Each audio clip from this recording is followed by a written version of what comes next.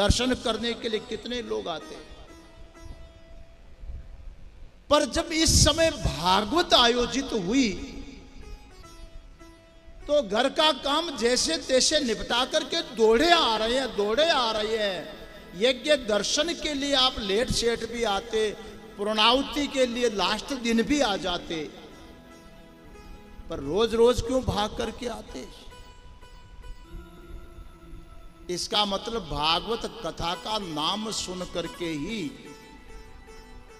सोया हुआ अविवेक,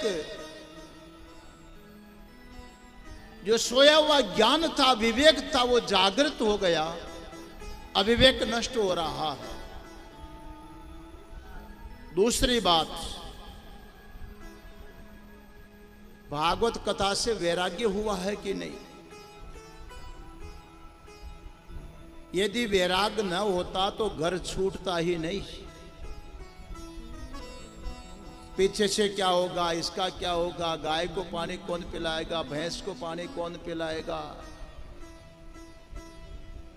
घर की चौकीदारी कौन करेगा, वहां की मोह ममता आपको यहां आने ही नहीं देती।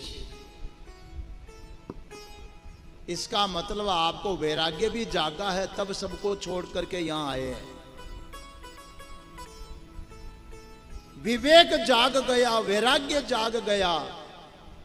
भाई लोगों माफ करना, यहां बीड़ियां क्यों नहीं पी रहे हैं आप लोग? महाराज याद ही नहीं आ रही है, कथा में आनंद आ रहा है, भक्ति का आनंद आ रहा है, वो नशे की चीज याद ही नहीं आ रही है। कथा अच्छी लग रही है कि नहीं? बोलो, ईमानदारी से बोलो।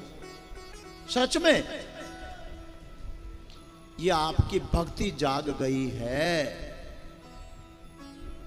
आपकी भक्ति प्रसन्न हो गई है,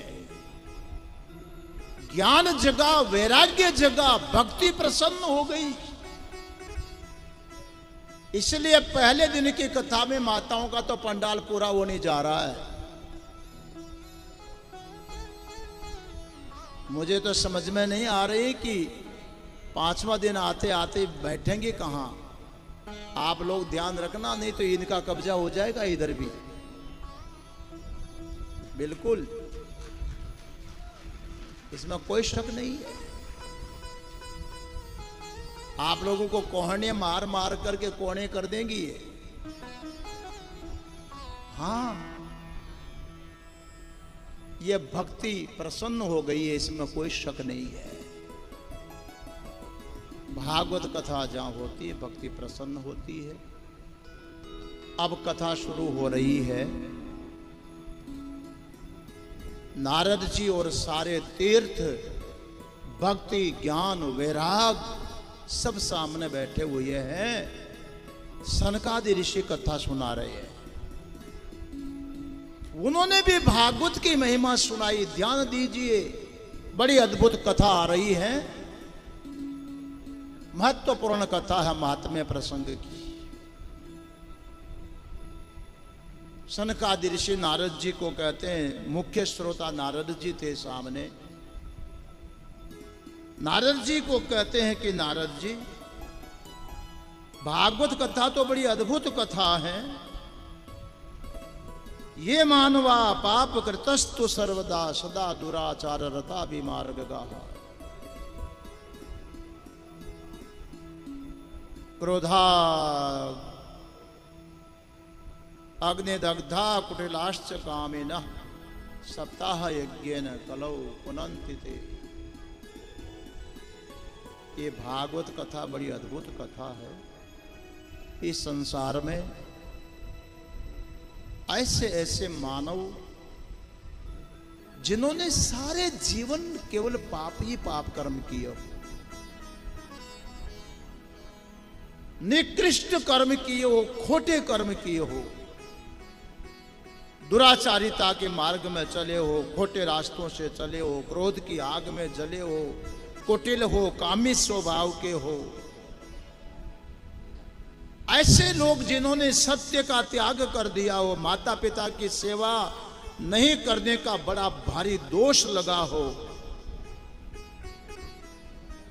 तृष्णा से व्याकुल हो, आश्रम समाज कुल मर्यादाओं को जिन्होंने तोड़ दिया हो, दंभी हो, मत्सरी हो, हिंसक हो,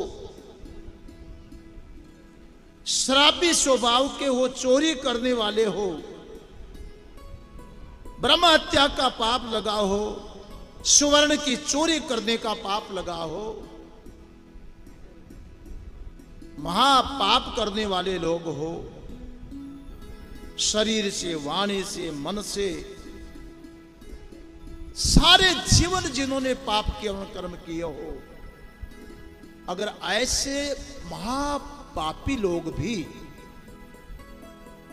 7 दिन तक बैठ करके भागवत कथा श्रवण कर लें, सप्ताह यज्ञ न कलो पुनंती थी। इस कलयुग में 7 दिन की कथा श्रवण करने से वो पापी से पापी भी पवित्र हो जाते हैं, उनके सारे पाप यही धुल जाते हैं। जब ऐसे निकृष्ट लोगों को भी भागवत कथा श्रवण करने से पवित्रता प्राप्त होती है, तो मेरे प्यारे लाडले श्रोतागण, उस तरह का पापी तो शायद यहां पर एक भी नहीं होगा। छोटे मोटे हो गए होंगे अनजान में, अनजान में, तो उनकी भी सफाई भागवत कथा श्रवण करने मात्र से होगी। सनकादि ऋषि नारद जी को कहते हैं, केवल कह नहीं रहा हूं, सच्ची घटना सुना रहा हूं।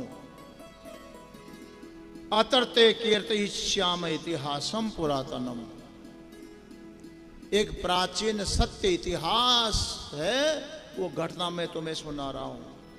आप जानते इतिहास तो समझते हैं ना, पढ़िए इतिहास, पढ़िए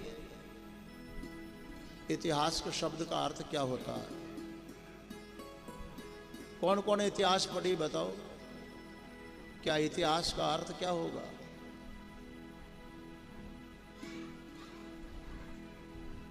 पढ़ तो ली पर अर्थ तो पता नहीं, भगवान जाने या बाबा जी तुम जानो। इति है आस, 3 पद है यहां, ध्यान दीजिए। इति है आस, हा में से आ निकालो। इति है आस, इति माने इस प्रकार, जैसा लिखा है माने निश्चित रूप से ऐसा ही था जैसा लिखा है।